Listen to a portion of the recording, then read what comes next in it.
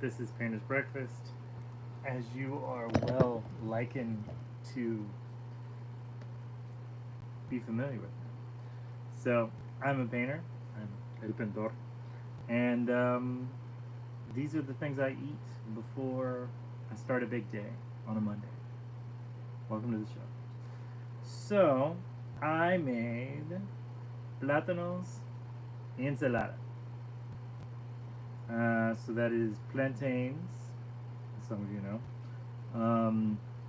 And then a yogurt sauce, some peppers, some spicy, some sweet, some onions, some tomatoes.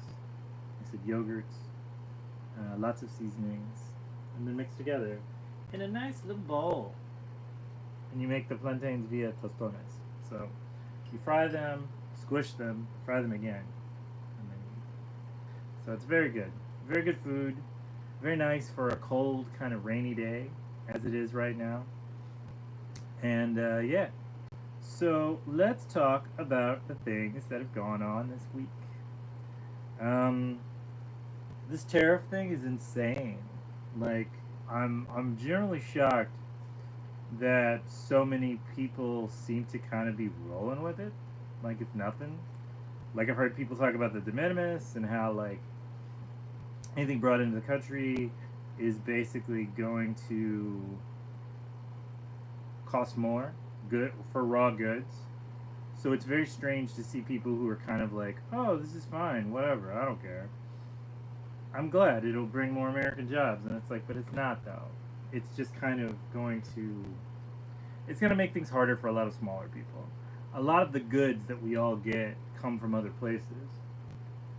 It's just a weird, like, Americana, racist, stupid thing. I'm just, I'm tired. I'm so tired of all of this. It's been one of this whole year has been insane. Higher note, we're selling a condo.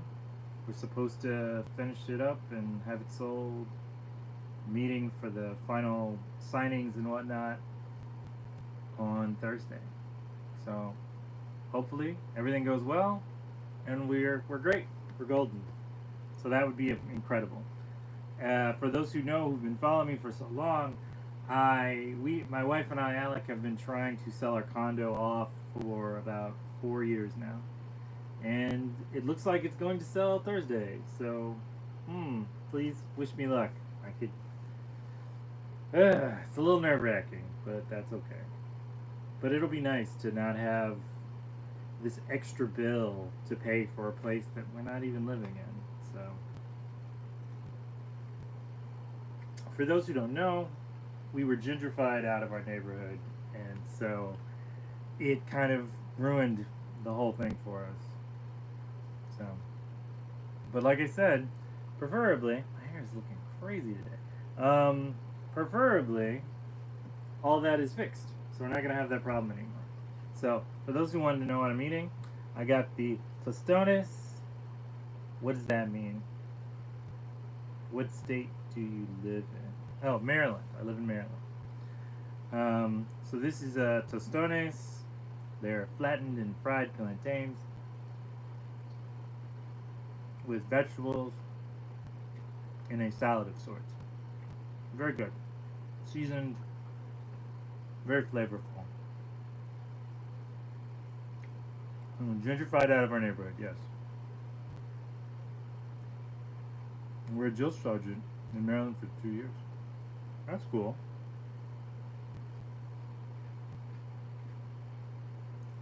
What does gentrification mean?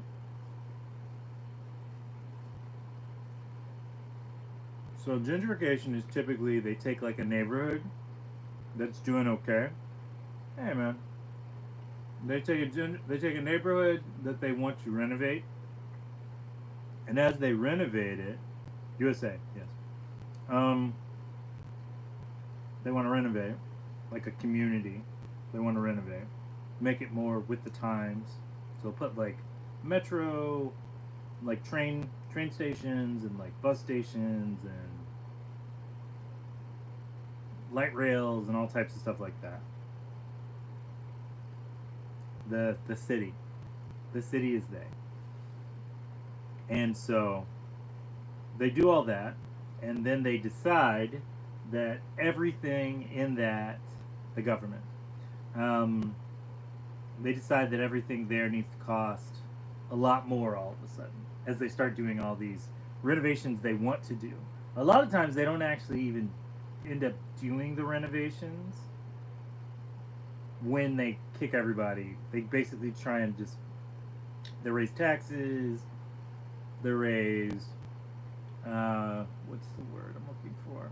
They decide there are all these like renovations that need to be done to get all the buildings up to code, whatever the new standard is that they've just decided.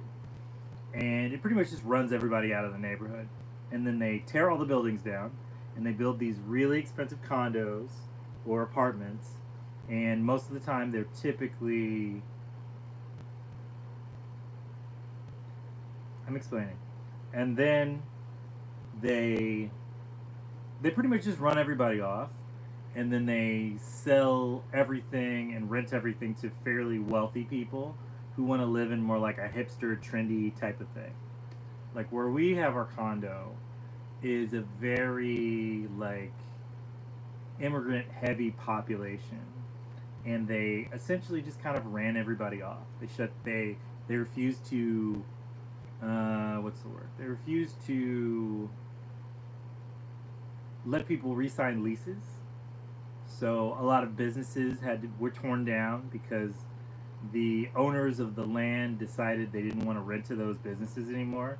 So they kicked all those people out, those businesses out, the local businesses, and then they sold them to the government so the government could build all these things. And we're going on about 10 years now, and they still really haven't built anything. They've tore up a lot of stuff. They tore up a lot of ground. They've put up a lot of traffic stuff. They're starting to put up some stations, but that's really about it. And they basically raised the cost of living in the area to about, imagine what you pay right now, and then add an extra $1,000 to that, and you're expected to come up with that every month. So we owned our condo. So a condo, for those who don't know, is an apartment that you own yourself. So it's your responsibility to do all the upkeep and do all that type of stuff. So that is kind of what went on. But you called it gentrified. So what did gender have to do with it? Okay, so gentrification doesn't mean, it has nothing to do with gender. No. Gentrification is a terminology where they basically take a fairly lower income area and then they kick everybody out and make it very expensive so that they can get more wealthy people to go. Typically, gentrification means a black and brown, a place full of people of color, typically black and brown people who have kind of, they've lived in the area for a long time, they've taken care of it, but it doesn't get the proper money from the county. And so the county eventually steps in and just kicks all those people out and then makes it into like a very rich place to live. And typically, on average, they build a bunch of like condos and apartments, and 90% of it's empty because no one can afford to live there.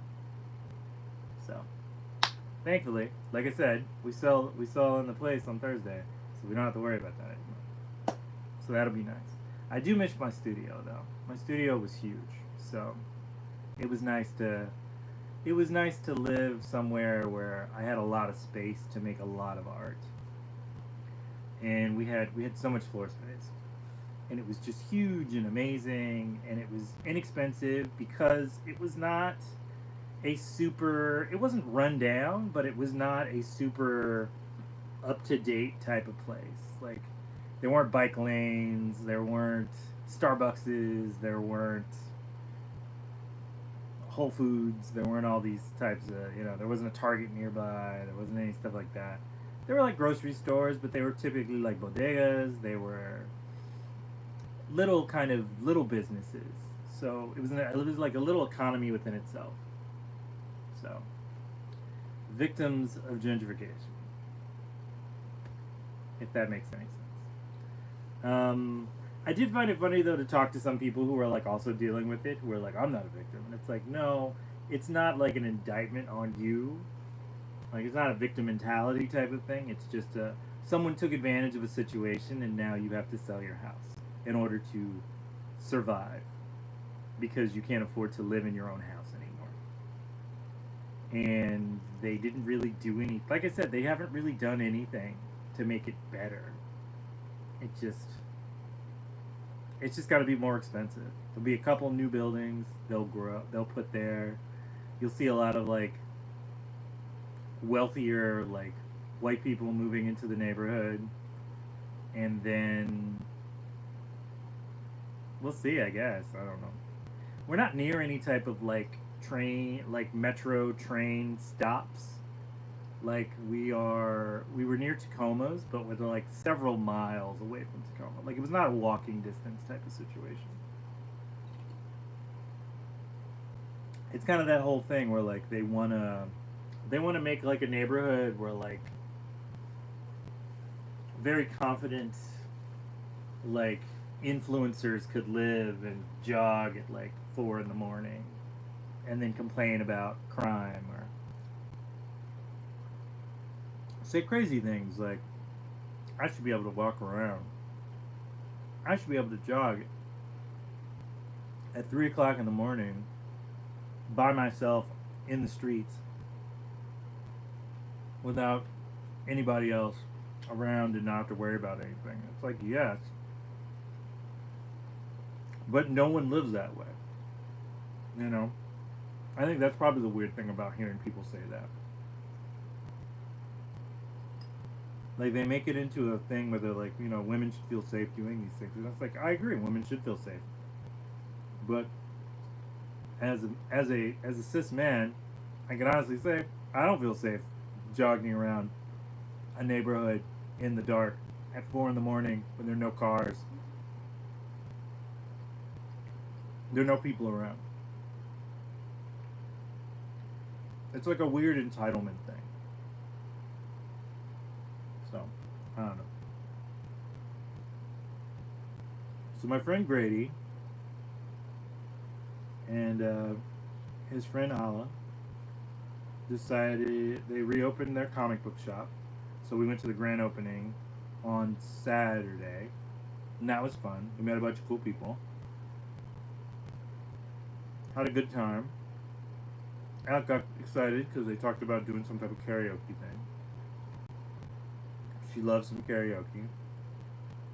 This might be shocking for those who've known me. I'm not a big karaoke person. I'm very much on the level of like, leave me alone.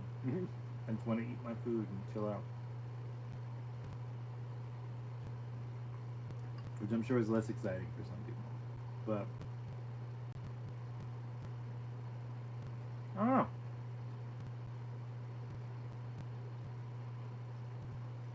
I've been working on the art. The beast. The giant beast. I've also been working on some small stuff. We'll go into that. I'll show you as soon as I eat this.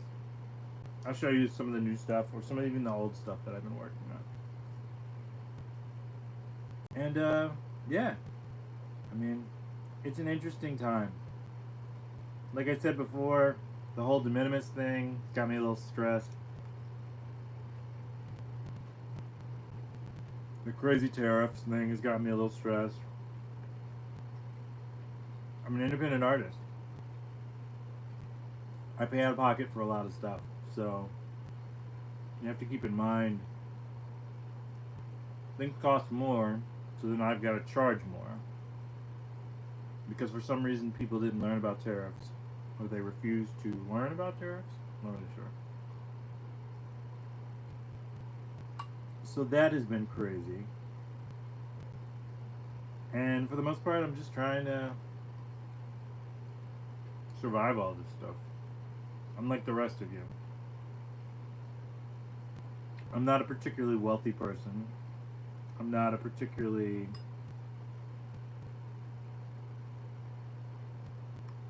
No, that's about it. Not a particularly wealthy person. Uh, been creative for a long time. Mm.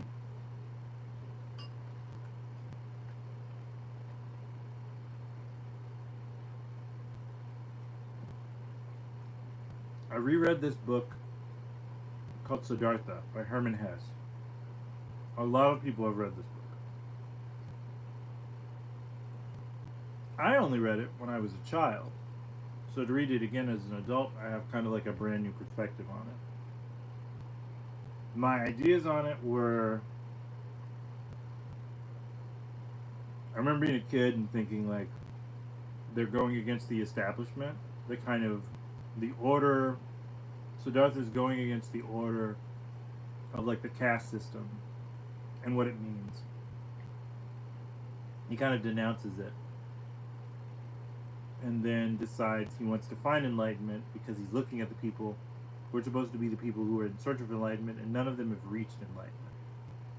They're old men, they're very wealthy, they've got all these things going for them. But he's like, but you're not getting the goals in which you want to go for. I remember being a kid and seeing that and going, I need to pursue this as my own goal.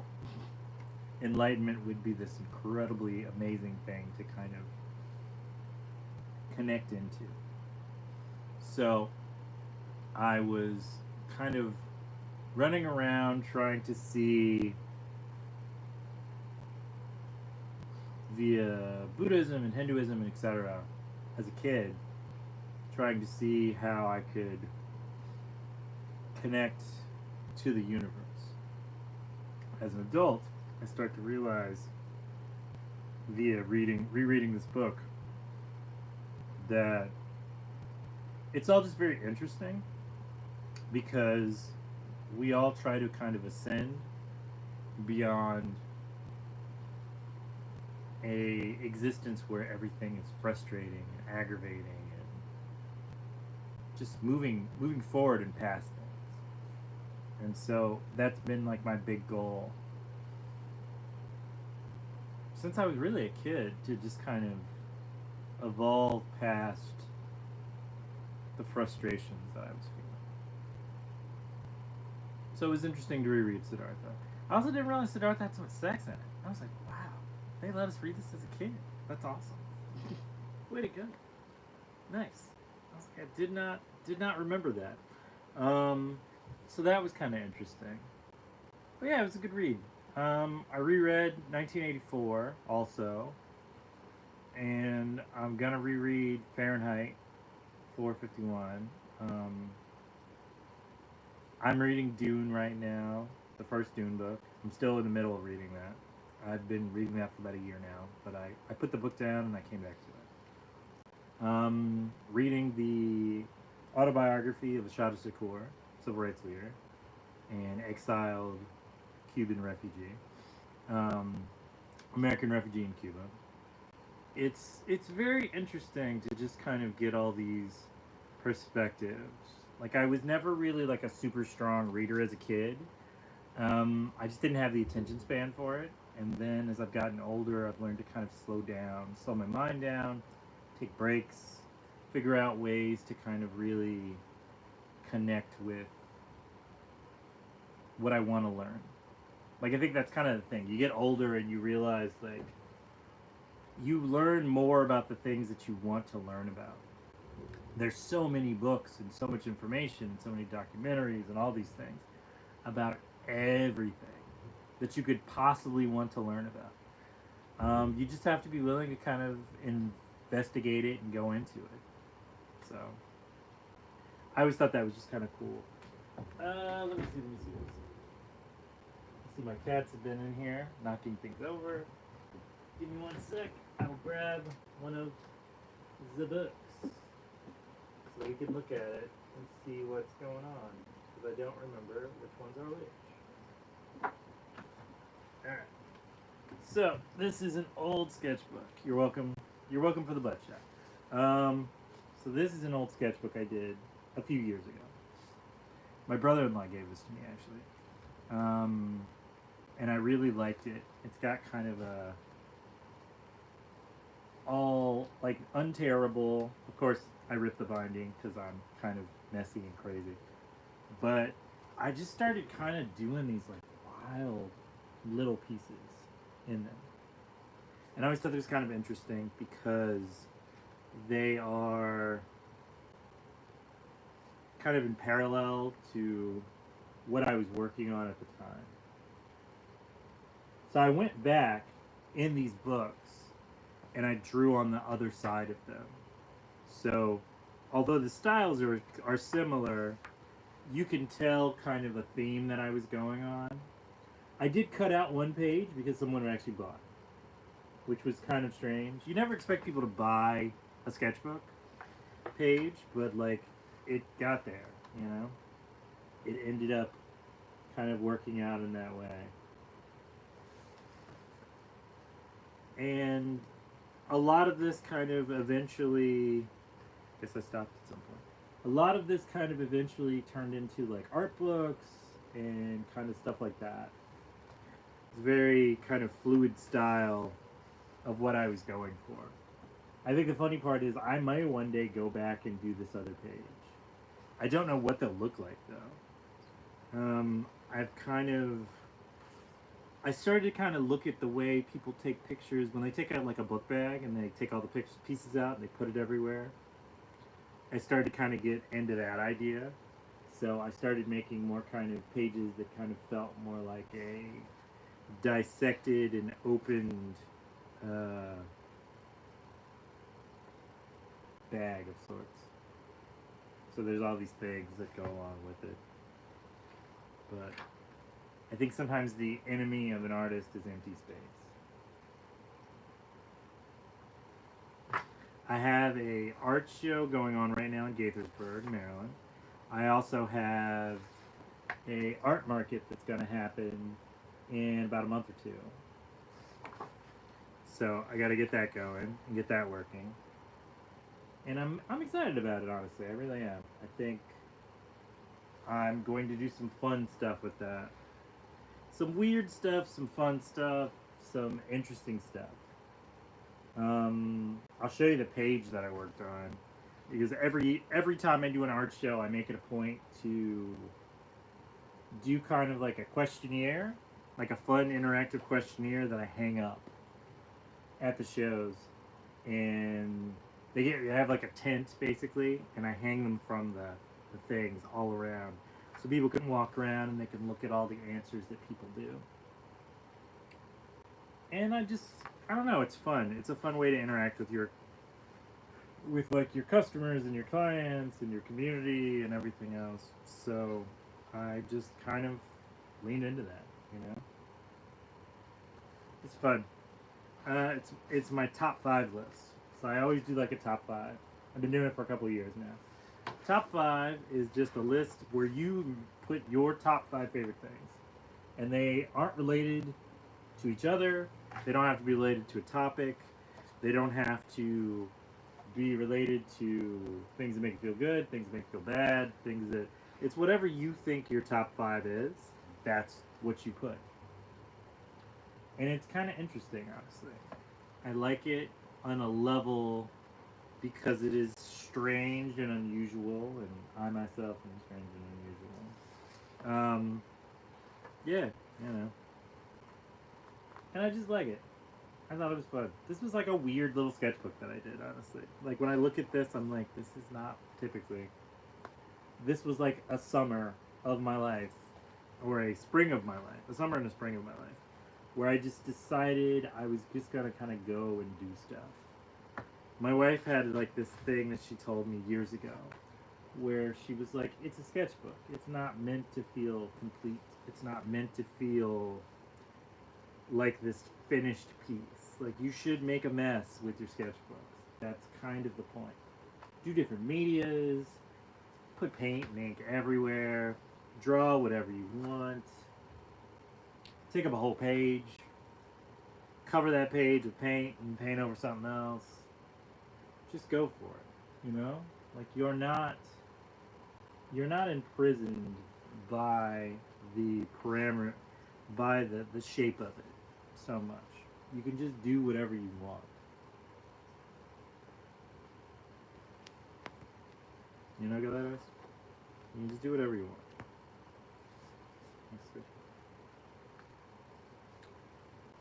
Let me show you what I have been doing.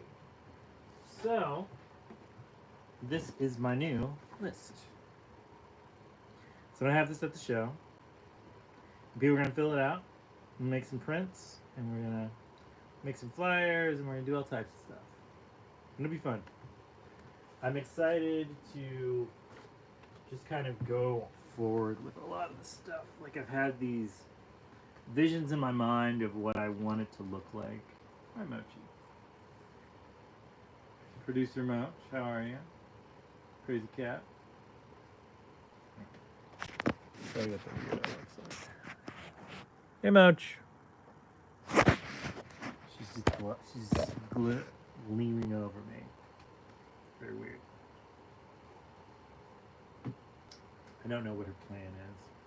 But to be fair, when I look in her eyes, plan is not what I think is going to happen.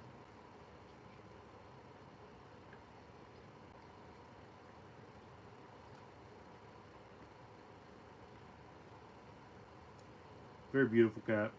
Very sweet cat. Not allowed upstairs sometimes. Which my wife would get at me about that. So she's smart. She's sentient. We'll go with that. And then there's Tom, producer Tom, the two producers of the show, Mochi and Tom, and they are both insane. Tom seems more kind of methodical, like he looks at stuff like he's trying to figure it out. Mochi is a little more carefree about these things.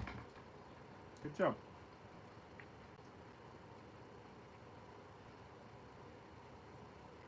But yeah, you know. Today is mostly just going to be a rest day. There's not going to be a lot going on today. You gotta scan some stuff, work on figuring out the prints.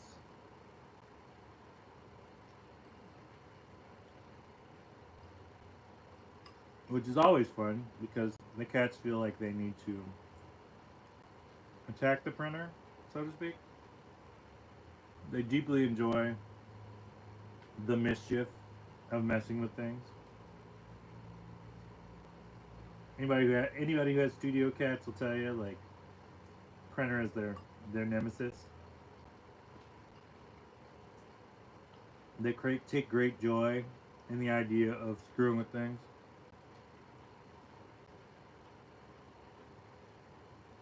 It's just kind of who they are.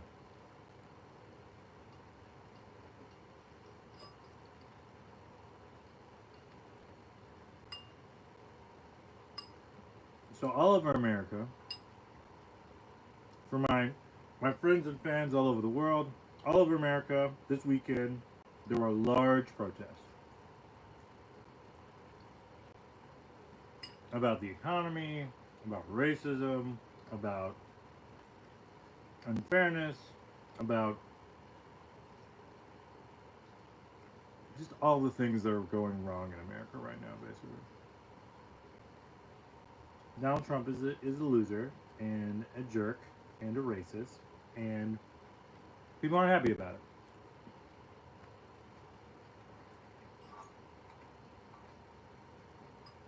it. A odd contingent of America was a big fan, has been a big fan of his for a while. It's a very right-wing aspect of it, and sadly, the way elections work in America is you may not have voted for a guy, but you are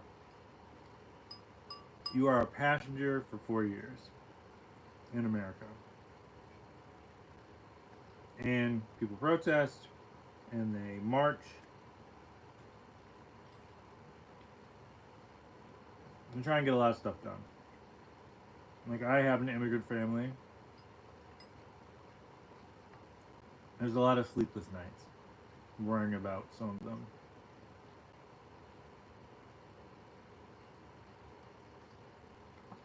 Because people don't feel safe.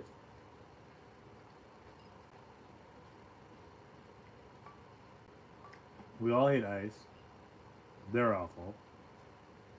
And the concept of people coming to this country as refugees, migrating here to try and have a better life for them and their families, is pretty much what America's been based on.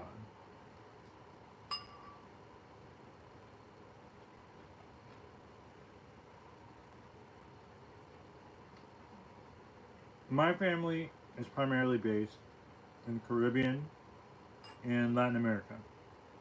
And so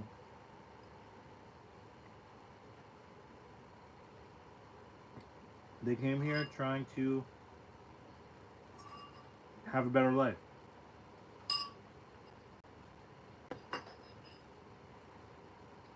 My father filled out all the paperwork, got everything done, so he could come and he could stay. And that worked out for him. It took him like 40 years. Like 30, 40 years. And it's not a quick process. I think people have this weird idea that it's a quick process. People have to renew visas, they have to do all types of stuff, they have to do all this. And it's expensive too. So, my question, I guess, for a lot of people would be, where's your humanity? Why aren't you kinder to other people? I think of so many types of situations where like people have really just kind of needed each other's backs. And instead they've been kind of caught in the crossfire of a couple of people trying to make a point. And it's just cruel. Like there's nothing else really to it. I think of all the different art and music and so on and so forth. They've all been about the struggles of life. We all have them.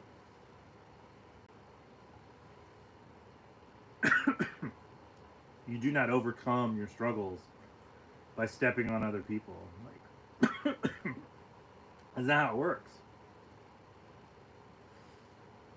Like I think of like a perfect community. We're all helping each other.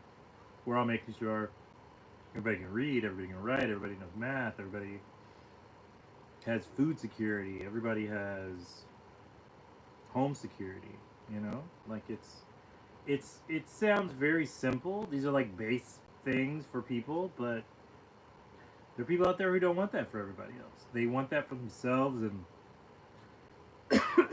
they think if in order for them to have it, someone else can't have it.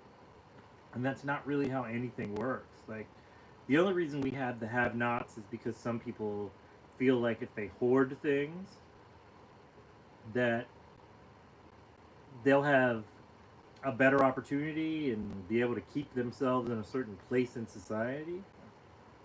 And it's silly and it's kind of evil, to be honest. Like, every kid should have food. Every school should have books and teachers. Every kid should have every person should have a jacket when it's cold and water when they need it. And I don't know how that became a political stance, you know? Like, you give, you feed a hungry person, you clothe and house a person who needs clothing and housing. And may that be money, may that be services, may that be whatever. But it's just important. I don't know. It's important that we look after each other. We're all we got. Like at the end of the day. I think of all the art programs and the art teaching and all the stuff that I've done throughout the years. Like, I don't typically charge my students' families to teach their kids art. I'll take donations. Um, if they're adults, I charge adults, but I don't charge kids because they're kids. These are just programs, you know. Like I'm gonna teach like a comic drawing class over the summer. It'll be fun. A bunch of people are gonna learn how to basically just draw stuff the Marvel way, because that's the book I remember growing up as a kid, where like you draw like the cylinders and the circles and the lines, and you figure out how to do dynamic posing and whatnot. I like to take action figures and move them around and draw them certain ways, and then kind of you draw them simple at first, and then you figure out a way to kind of dynamically shape them and do whatever with them, learn perspective, and etc. But it's just like this really beautiful thing to like teach people and give someone this outlet of creativity that they've been trying to grasp, but they haven't quite found the tools yet. They want to figure out their style as an artist. And like the interesting aspects of like figuring out your style as an artist is that it's really just when you draw a hand, are you confident? Are you pleased with how you do it? And if so, do you move when you do it? Are you just like hand, and then you keep going? You know, like that is your style. That's that on the simplest frame of all things. That is your style. It's really beautiful to see like a person who feels confident in their artwork. It's so necessary to just find the little confidence that you need to become happy with what you do. And like if I can bring you that, that's perfect. That's beautiful. That's amazing. I love being an art teacher for that reason. To see someone who struggled with being creative and then they feel a little better about it because of like a technique I showed them. The the two pipes in a triangle, or yeah. So no matter what you're drawing, typically most people don't really keep their hands like this all the time. They're typically kind of together a little bit. So when you're drawing things, a lot of times when you're working on hands, when you first start, you're not going to sit there and do figure studies all the time, which was something that I did for a couple years. Um, there's the triangle method. So it's a triangle, which is right here. There's a triangle, and then a finger, and then a thumb. And no matter what you do, no matter how that goes, bends, straights, etc., for the most part, you're still getting the triangle. And you can still cut it up like this, you know. You can still cut it so it does a certain thing. But it's a technique thing that you learn how to do to become more confident so that you're not erasing and then going back and then doing these things and all this stuff. And it's very interesting to me when people like get it, how everything else, once they get that one thing, everything else just makes sense. And I'm so happy to help people come across that. It's just nice, you know, just nice. All right. Well, I've eaten my meal, my breakfast, so I got to start the rest of my day. So I hope you are well. Tell me in the comments what you have for breakfast. I'd love to know. All right. Have a good one, Galeras. I will see you next week. There's an art video tomorrow. I put lots of shorts up all week. It's what we do. If you want to know what I'm currently working on right now, super weird versions of up close stuff of sandworms. That's what I'm doing. Because I'm reading Dune again, and it's stuck in my brain. This weird design, kind of cog chasm, how the Lego goes together type of thing. So I hope you're well. I hope you have a good week, and I will see you next time. Banner out. Ciao. Bye.